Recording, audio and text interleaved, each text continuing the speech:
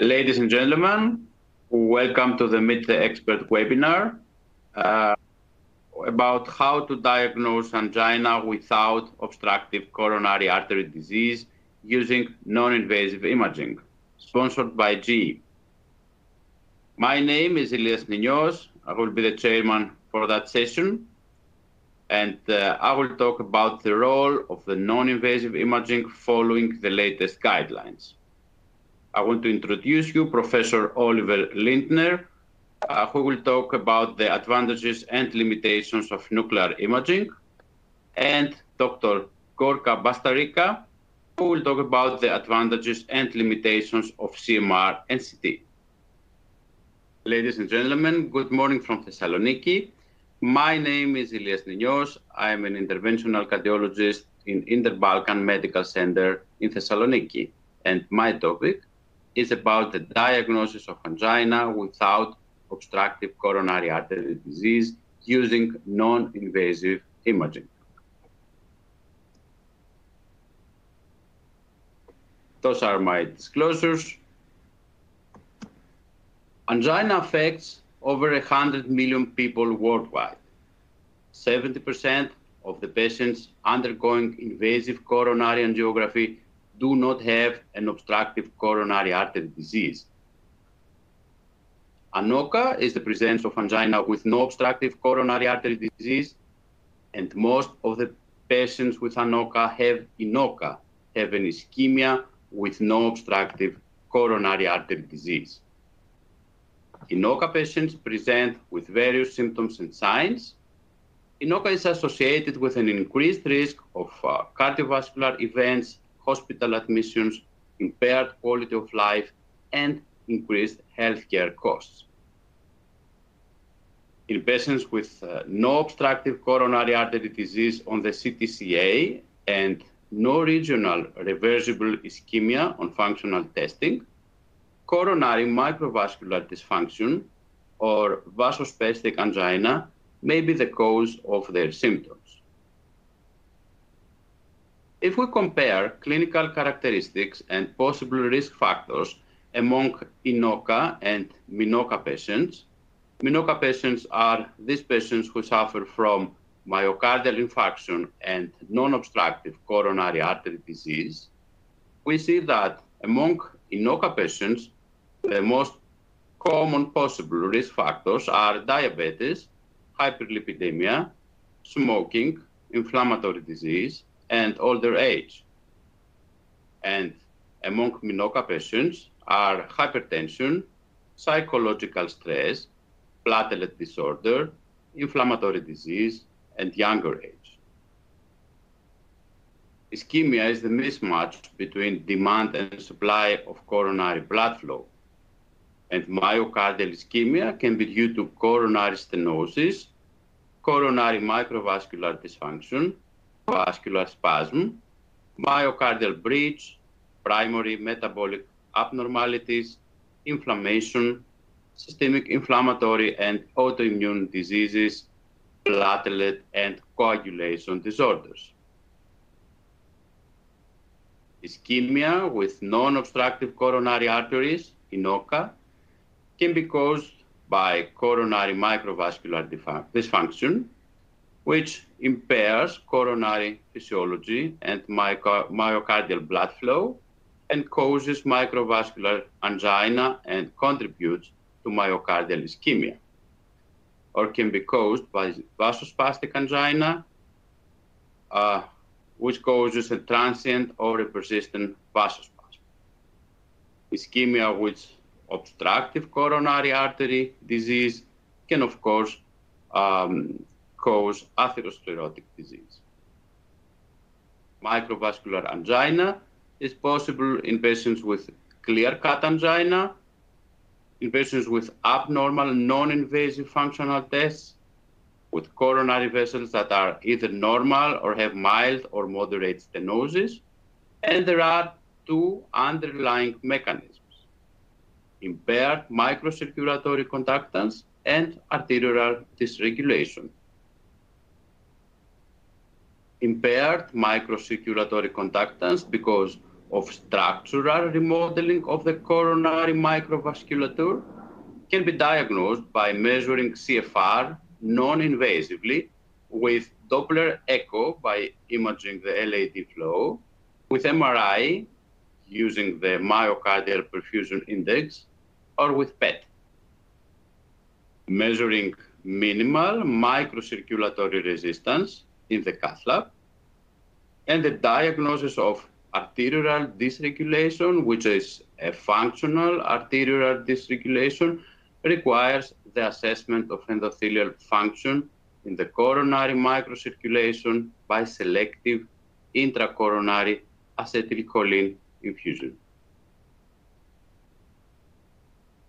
Vasospastic angina is present in patients with anginal symptoms at rest with maintained effort tolerance when attacks follow a circadian pattern with more episodes at night and in the early morning hours.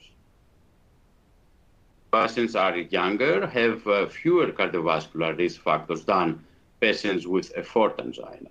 And the diagnosis can be made by detecting transient ischemic ST changes during an angina attack, usually at rest. Ambulatory ECG monitoring may be very helpful in patients in whom vasospastic angina is suspected.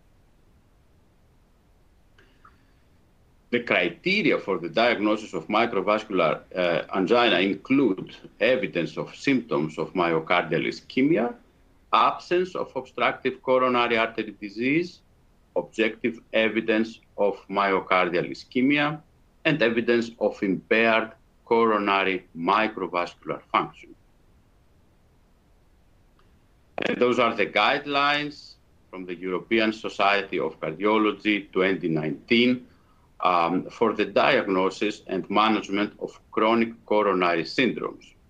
And in the case of patients with suspected coronary microvascular angina, a guide wire-based CFR and microcirculatory resistant measurement should be considered. And intracoronary acetylcholine with ECG monitoring may be considered during coronary angiography, and the Doppler measurement of the LAD, MRI, and PET may be considered for non-invasive assessment of CFR. In the case of patients with suspected vasospastic angina, an ECG is recommended during angina if possible. Invasive angiography or CTCA is recommended in patients with characteristic episodic resting angina and ST changes which resolve with nitrates and with calcium channel blockers. Ambulatory ST segment monitoring should be considered, and a provocation test intracoronary should be considered to identify coronary spasm in patients with normal findings or non-obstructive coronary artery disease. It seems that there is no technique that allows a direct anatomical visualization of the coronary microcirculation in vivo in humans. Its assessment relies on the measurement of parameters which reflect its functional status, such as myocardial blood flow and CFR. And first-line testing is non-invasive in the European Society of Cardiology Guidelines 2019. And that's an algorithm for the non-invasive evaluation of INOCA patients. We start with the evaluation of the patient and evaluation of the ischemic symptoms. It's very important history taking and physical examination. And if there is a convincing ongoing history of cardiac ischemia with non-diagnostic or normal ECG, then we have to proceed to the cardiological referral. Step 2 is the non-invasive evaluation and functional imaging with exercise tolerance test, Doppler echo, contrast echo, myocardial perfusion imaging, PET or MRI, and coronary CTCA. With a stress echo, we can assess the flow velocity in the mid or distal LAD during rest and hyperemia under stress. Stress can be induced by pharmacological stimulation with regadenosone or adenosine, and CFR is the ratio of the coronary flow during hyperemia and mean coronary flow at rest. And if it's less than 2.5, is defined as CMD.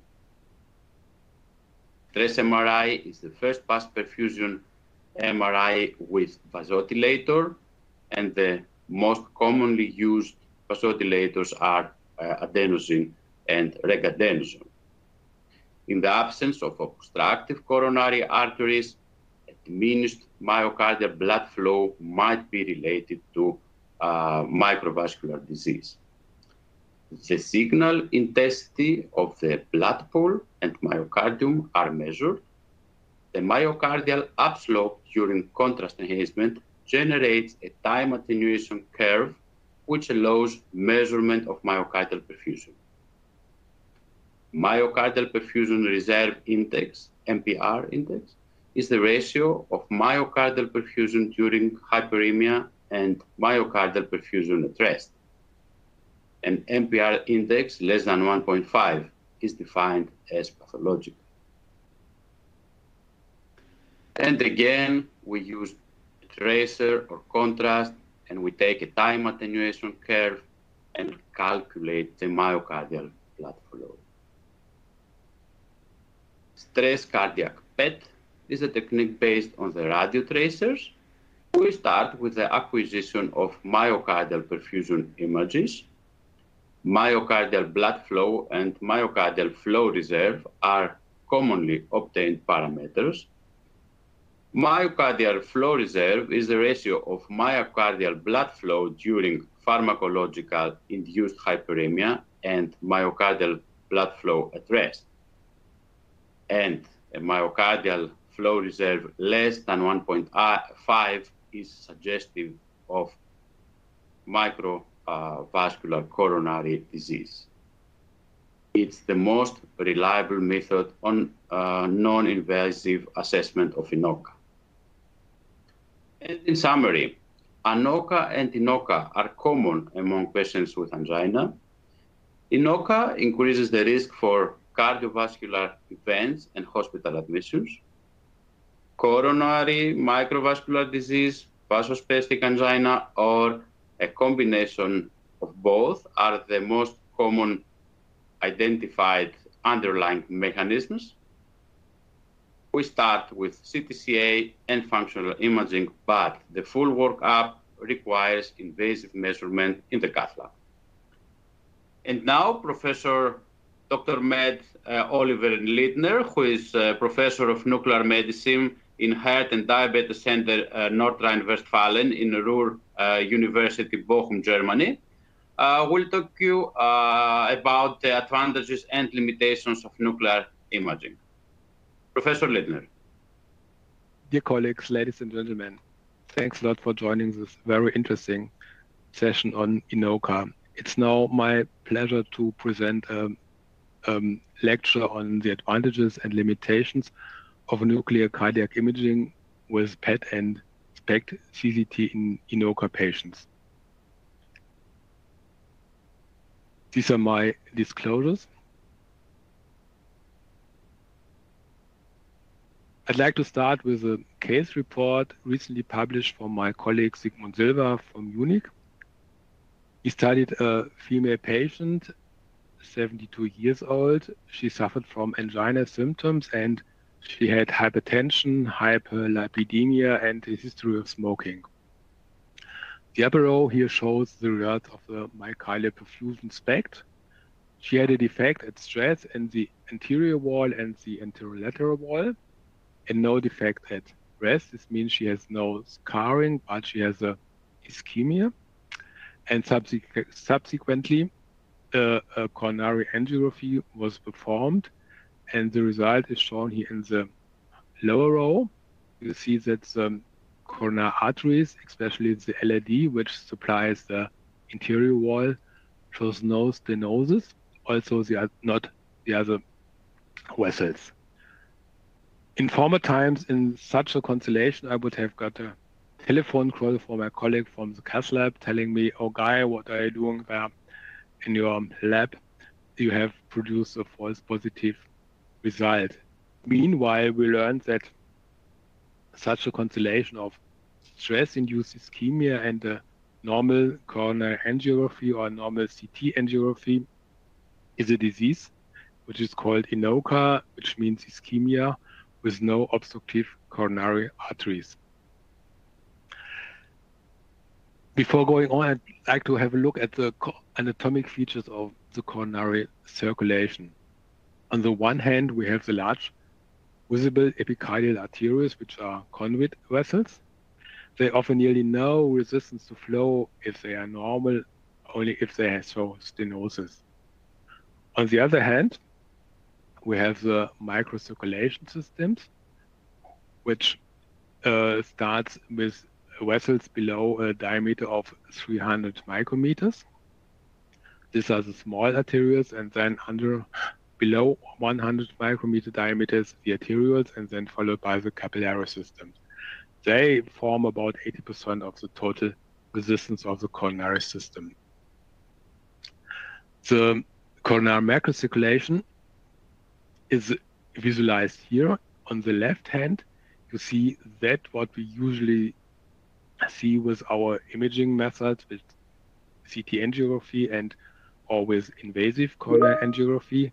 And what we see here on the right hand side is that what we don't really see, but which is very large and which we only get information indirectly from perfusion imaging. So the question now is, INOCA or microvascular disease, is this a frequent finding or not? The ischemia trial gives us information or some data about the frequency of this disease. There are 3,612 patients had moderate to severe ischemia, and to be included in the study, all had a CT angiography, and 13% of those had a stenosis below 50% or no stenosis. This INOCA constellation was associated with female sex. All these patients were a little bit younger than those with stenosis of more than 50%, and all these INOCA patients had relatively less severe ischemia. This is shown on this slide. You see here the amount of ischemia of the INOCA patient as compared to those with obstructive coronary artery disease. Only a small amount with severe ischemia, 50%, more or less 50% with moderate ischemia, and 50% with mild to non-ischemia. And the amount of those with severe ischemia was significantly higher in those with obstructive coronary artery disease. The patient characteristics are shown on the right-hand side. Interestingly for me is that patients with diabetes were less frequent in those with INOCA than in those with coronary artery disease, and this was a significant difference. I wonder, because we know from former studies, this was confirmed in 2003, that patients with diabetes but with no cardiovascular or with no known cardiovascular disease had a significantly lower perfusion with adenosine than those who were healthy, both with adenosine and also those with a cold pressure test. Nevertheless, the ischemia trial showed that evidently less diabetics are found with INOCA than those with CAD. So what do we really need for INOCA imaging? As pointed out in the case report, on the one hand, we need an imaging tool which shows us about myocardial perfusion. And on the other hand, we need an imaging tool for vascular status. This is normally CT angiography or invasive coronary angiography. And the combination of both gives us the information about the whole coronary system. That this works quite well has been shown already in 2010. And in this study, the combination of CTA and PET, this hybrid imaging PET-CTA, gives a shift in specificity, positive predictive value and negative predictive value, and the overall diagnostic accuracy. So what can we learn? What's the role of SPECT imaging in INOCA? This is a study performed with CCT, SPECT myocardial perfusion imaging in INOCA patients and patients with obstructive cardiac coronary artery disease. And what we see here in the study is that patients with INOCA and only a small amount with ischemia had more or less the same survival after 24 months than those with coronary artery disease and no ischemia, and that those with INOCA and a larger amount of ischemia had nearly the same survival as those with coronary artery disease and also ischemia. So we can learn from the study that we can use SPECT for risk stratification, also in INOCA patients. And on the other hand, INOCA patients must be considered equal to those with real coronary artery disease.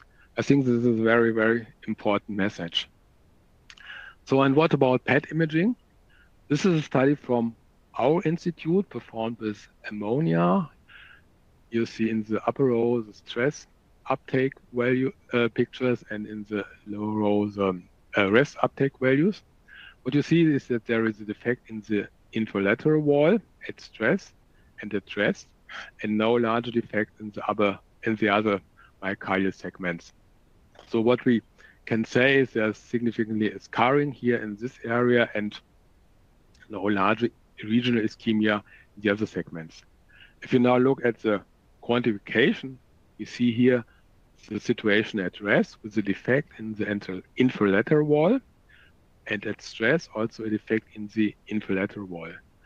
The flow, which should be up to about 3, is reduced in all segments, and it only reaches a value of about 1 in all segments. So these patients had this regional defect in the infralateral wall, it's clear, but also a global reduced perfusion reserve. And this is an information we only get from the quantification.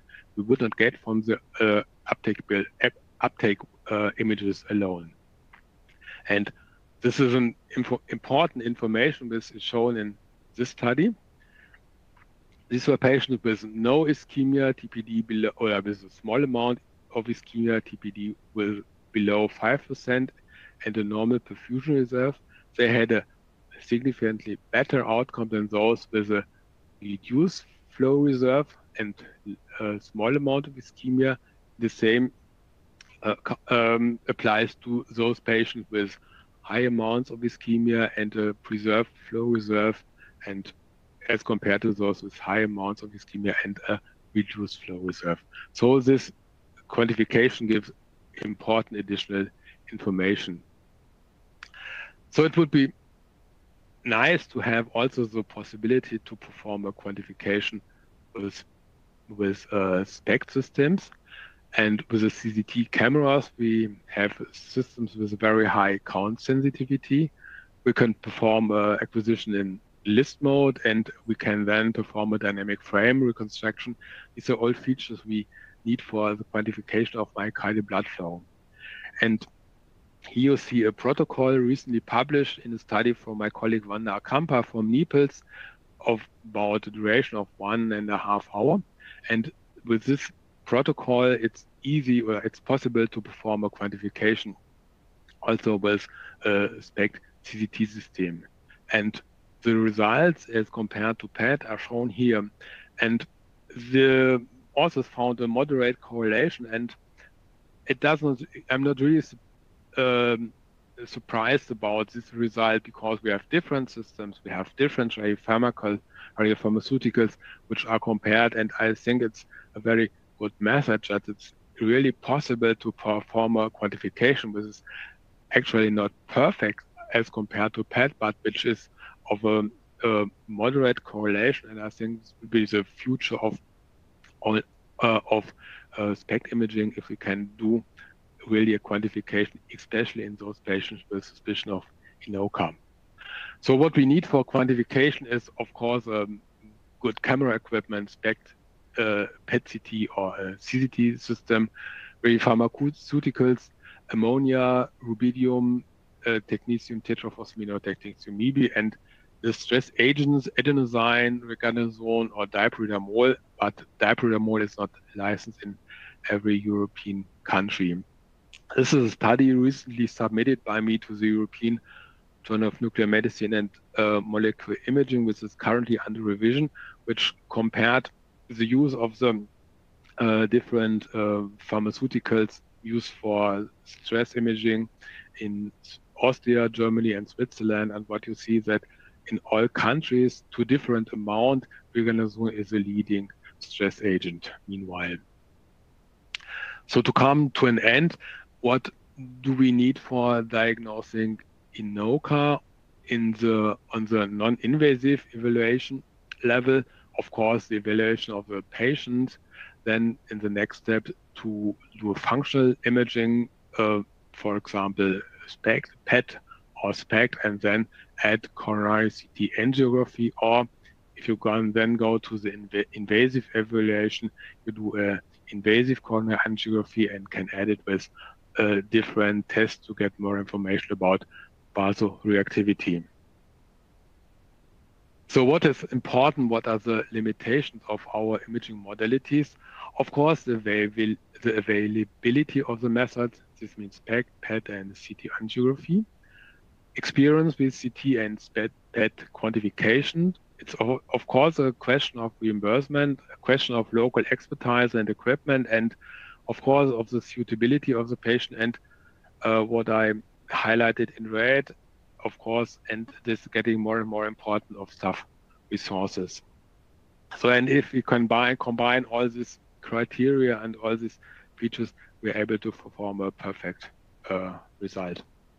To summarize, perfusion deficit and no coronary artery disease or non-obstructive coronary artery disease plus angina symptoms, this means INOCA.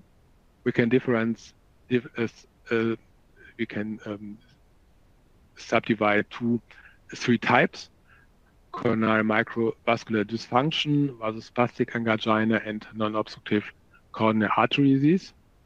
And for the diagnosis of INOCA, we need perfusion and morphology. Keyword is hybrid imaging. And the prevalence of INOCA in the ischemia trial was 13%. And INOCA surely offers a new view on the so-called false positive myocardial perfusion SPECT. And patients with INOCA and have increased a higher rate of cardiac events. Quantitative SPECT and PET can characterize perfusion in INOCA with respect to diagnosis and risk stratifications. And I think the important message is that we are with SPECT able to perform a quantification of myocardial blood flow. A reduced flow reserve in this context applies to a higher rate of cardiac events. And additional regional ischemia further increases the rate of cardiac events. And in case of angina or angina-like symptoms, it's important, especially for the cardiologists, to consider INOCA. With this overview, I would like to end my presentation. Thank you very much for your attendance. Professor Lindner, thank you very much for your excellent presentation. And we'll proceed with Dr. Gorka Bastarika. Dr. Bastarika is co-director of the radiology department in Pamplona, Spain, and we'll talk about the advantages and limitations of CMR and CT. Dr. Bastarika. Thank you, Dr. Ninios, for your kind introduction. And yes, I will be talking about how to diagnose angina without obstructive CAD using non-invasive imaging modalities. And in particular, I will be talking about the advantages and limitations of cardiac magnetic resonance imaging and computed tomography. These are my conflicts of interest. Angina or ischemia without obstructive coronary arteries is a relatively common problem in our population. And if we look at the prevalence of what's causing INOCA, we will see that half of these cases are due to coronary microvascular disease or due to coronary vasospasm. When we look at the clinical classification of microvascular dysfunction, we can see that there are different endotypes of INOCA. Some are due to coronary microvascular disease, others are caused by epicardial vasospastic angina, microvascular vasospastic angina, or even due to masked diffuse disease. The role of CMR in patients with epicardial vasospastic angina is very well set. Here we can see a normal coronary angiogram in a patient who came with typical chest pain. CMR showed normal ventricular function, no regional wall motion abnormalities, but however, when we evaluated the myocardial tissue with edema imaging, this is with T2 weighted images, we showed that the patient had edema, meaning inflammatory process in the anterior and anterior septal walls, meaning that the patient had actual edema due to epicardial vasospastic angina. So in vasospastic angina, I said CMR is very well defined. However, what about diagnosing coronary microvascular dysfunction with non-invasive techniques? This is, what about coronary microvascular dysfunction? Should we use CMR? Should we use PET or even CT? If we look at the latest guidelines published in 2021 by the American Heart Association, we will see that for patients with persistent stable chest pain and non-obstructive CAD, a stress PET, myocardial perfusion imaging with myocardial blood flow reserve is a reasonable diagnostic alternative to diagnose microvascular dysfunction and to enhance risk stratifications. So we could potentially use PET and we could potentially use MR as well. And why is that? The principle of using PET, stress CMR, or even CT is very similar. We have to inject a radio tracer in case of PET or a contrast in case of CT or MRI. Then we have to evaluate and see the time attenuation curve that is usually performed under stress conditions. And finally, we have to fit the time attenuation curve to mathematical models to calculate the myocardial blood flow. In regular practice, we perform this kind of studies in INOCA patients using vasodilators, stress agents, and in those cases, we can select between adenosine, dipyridamole, or rigadenosine. In our practice, if we take into account all individuals in whom we perform stress CMR, we can see that rigadenosine causes less adverse reactions than adenosine, for example. How do we interpret CMR studies? A stress perfusion CMR is usually evaluated using visual assessment. This, of course, has some limitations, and therefore there have been developed several tools to try to quantify the myocardial perfusion. Most extended is the semi-quantitative analysis, and in particular, the assessment of the myocardial perfusion reserve index that is the ratio between the maximal upslope of the myocardial signal intensity profile that it's usually normalized to the left ventricular upslope. We do know, therefore, that myocardial perfusion reverse index is the ratio of myocardial perfusion during hyperemia to myocardial perfusion at rest. And interestingly, there is a cutoff value, and this cutoff value is 1.5. We do know that the MPR index has a significant correlation with coronary microvascular dysfunction, and that shows good consistency with measurements from PET and other invasive methods. And more interestingly, I would say that a stress perfusion CMR with MPRI is an independent imaging marker that predicts major cardiovascular adverse events in patients with ischemic symptoms and overt coronary artery disease over the medium term. More recently, we have the quantitative analysis. This is usually provided fully automatically. And it's calculated using a pixel-wise quantitative mapping of myocardial perfusion. Here, instead of calculating the upslope, we do actually calculate if the myocardial blood flow. And similar to PET, we can calculate a myocardial perfusion reserve, meaning the ratio of hyperemic blood flow achieved during stress testing indexed to resting blood flow.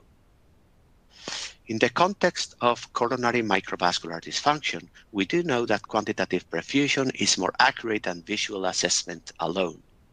Also, stress and rest perfusion is more accurate than stress perfusion alone. And more importantly, subendocardial assessment is more accurate than transmural assessment in this patient population. If we want a cutoff value, this study is saying that a myocardial perfusion reserve of endocardium threshold of 2.4 is an important discriminator between coronary microvascular dysfunction and epicardial coronary artery disease. Here we can easily see the example of what I mean. Here we've got the stress and the rest first pass perfusion imaging. Statically, we can see that there is a hypoattenuation in the subendocardial area of the left ventricle, and you can see that it's involving the basal, mid, and apical segments. But if we want to put it in the pixel-wise mode, here we see that there is a hyperperfusion that's subendocardially involving the left ventricle. When we look at the numbers, actually we see the global MPR, MBF, it's 2.4, but if you look at the endo to epi MPR map, we see that actually it's around 2, it's around 1.85, meaning that this patient has a microvascular disease. Any other thing that we can perform with MR? Yes, we can actually perform a CMR with T1 mapping, with native T1 mapping under stress conditions. And this means that we don't have to use gadolinium to assess the myocardial perfusion. One paper says that adenosine stress CMR T1 mapping has potential for detection of microvascular dysfunction. In conclusion, regarding CMR, what I would say is that MBF assessed by CMR demonstrates good correlation with microsphere analysis in animal models. Compared with PET, in a stable CAD has very good agreement, and in a cohort of women with angina and non-obstructive CAD, CMR has also showed good agreement with PET. More importantly, compared with invasive measurements, which are the actual gold standard to assess microvascular dysfunction, CMR can define MVD and distinguish between MVD and multivessel epicardial disease easily. And if we want something without contrast, we can also use CMR, and particularly we can also use a stress CMR with native T1 mapping. And what about cardiac CT? Is there any role for this imaging modality in the assessment of individuals with microvascular dysfunction? The first thing that I would like to point out, as in this example that you can see here, is that cardiac CT has the ability to combine anatomical and functional imaging in one imaging examination, reducing therefore the need for additional investigations.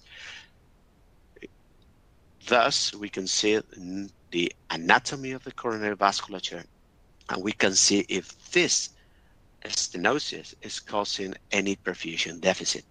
Therefore, we are combining anatomy or morphology with functional assessment.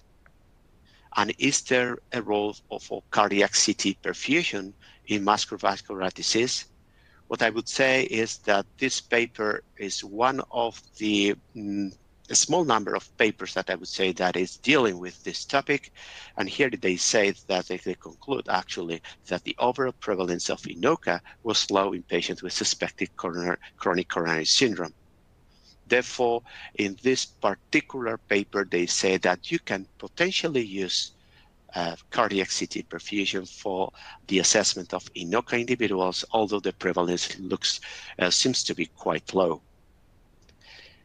I would like to emphasize, however, that when we try to measure the myocardial blood flow with CT and we compare it with PET, we will see that their CT estimates contain substantial variance, and therefore its role is still under debate. So if I had to compare PET, CMR, and CT, I would say that PET is definitely the gold standard to assess nowadays the microvascular dysfunction.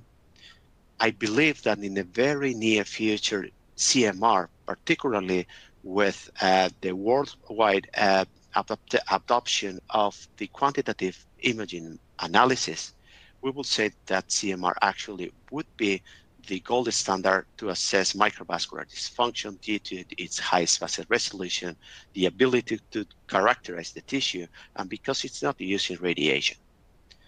If you ask me about CT, I would say that it's still there. We can actually perform stress perfusion CT, but its role in differentiating microvascular disease is still uncertain.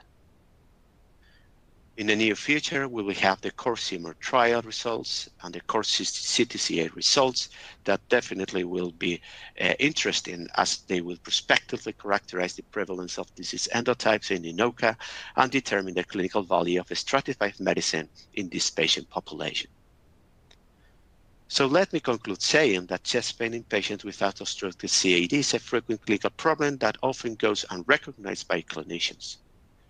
A non-negligible number of patients with INOCA have an underlying coronary microvascular dysfunction. As I said, the diagnosis of INOCA is based on invasive coronary evaluation with physiologic assessment and provocation tests, cardiac PET, a stress perfusion CMR, and a stress perfusion CT are able to quantify coronary microvascular dysfunction non-invasively and are very promising modalities, each one with its strengths and limitations. And let me end up saying that recognizing coronary microvascular dysfunction is of paramount importance because of its prognostic role. Thank you.